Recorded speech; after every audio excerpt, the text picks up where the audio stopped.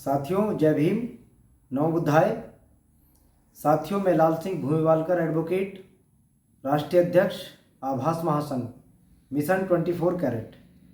साथियों, जो एक गैर राजनीतिक मूवमेंट है और साथियों गैर राजनीतिक मूवमेंट होने के साथ साथ एक सामाजिक व्यवस्था परिवर्तन और आर्थिक गुलामी से मुक्ति का जो भारतीय राष्ट्रवादी सांस्कृतिक जन आंदोलन है, उसी के ग्राम दर्शन अभियान में आज साथियों मैं बताना चाहूँगा कि जो अभी चुनाव हुए फिलहाल में ही, और विधानसभा के चुनाव थे 5 राज्यों में।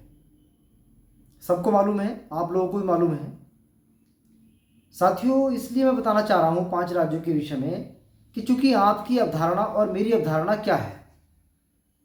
चूंकि 5 राज्यों के चुनाव में जैसी लोगों की एक धारणा थी चुनाव को लेकर के, परिणाम को लेकर के, वो लोगों की धारणा के अनुरूप धारणा नहीं आई, रिजल्ट नहीं आया, बल्कि उसके विपरीत रिजल्ट आया है। तो साथियों, अभी जैसे आप देख रहे होंगे कि कल परसों 3 तारीख को रिजल्ट आया विधानसभा के 5 राज्य का। उधर नॉर्थ ईस्ट में मिजोरम स्टेट है, आपका साउथ में आपका तेलंगाना है, और उत्तर भारत में अगर हम देखते हैं तो इधर आपका राजस्थान, मध्य प्रदेश और छत्तीसगढ़ है। अभी आप देख रहे थे कि कुछ समय पहले जब चुनाव हुआ था हिमाचल का, कर्नाटक का, तो वहाँ कांग्रेस की सरकारें स्थापित हुईं और बीजेपी की सरकारों को हटा दिया गया, अपदस्थ कर दिया गया। अभी क्या हुआ, लोगों का एक विचार था, एक धारणा थी कि मध्य प्रदेश और छत्तीसगढ़ में कांग्रेस की पुनः सरकारें बनेंगी।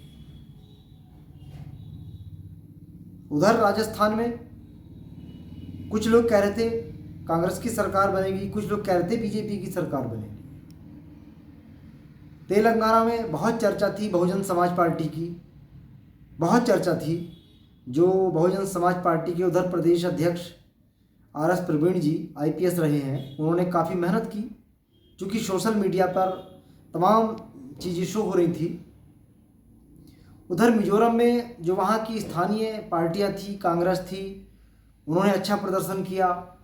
तो मेरा कहने का तात्पर्य ये है कि जब रिजल्ट परिणाम देखे हम लोगों ने तो पता चलता है कि मध्य प्रदेश में और आपका राजस्थान में और आपका छत्तीसगढ़ में, तीनों ही स्टेट्स में बीजेपी ने अपनी भारी बहुमत के साथ सरकारें बनाने का जो एक बैरियर था, उससे भी कहीं आगे जा कर के सीटें प्राप्त की विधानसभा में, और सरकार बनाने के योग्य वो रही।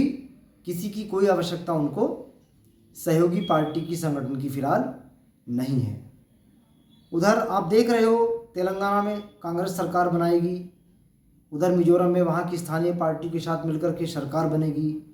तो मेरा कहने का तात्पर्य यहाँ पर यह है कि जो आभास महासंघ एक समीक्षा के तौर पे विचार कर रहा है, और मैं एक सोशल वर्कर, एज ए सामाजिक कार्यकर्ता होने के नाते मैं देख रहा हूँ कि देश के अंदर, पूरे देश के अंदर तमाम छोटे छोटे संगठन, तमाम स्थानीय स्तर पर, लोकल लेवल पर जो बहुजन समाज की तमाम ऑर्गेनाइजेशंस बनी हुई हैं, और तमाम उनके राष्ट्रीय अध्यक्ष, तमाम उनके प्रदेश अध्यक्ष, तमाम जिलाध्यक्ष अपने अपने डिस्ट्रिक्ट में लोगों को समझाने का काम कर रहे हैं। बहुजन समाज को जन टू जन, जन टू जन, व्यक्ति टू व्यक्ति तक पहुंच करके, और बीजेपी, भाजपा, RSS की जो पॉलिसी है, उन पॉलिसियों के विषय में घर घर जा कर के बताने का काम कर रहे हैं। तो मुझे नहीं लगता कि ये तमाम जो सोशल संगठन जो ये दावा करते हैं कि हम बाबा साहब का मिशन चला रहे हैं, हम कांशी राम साहब का मिशन चला रहे हैं,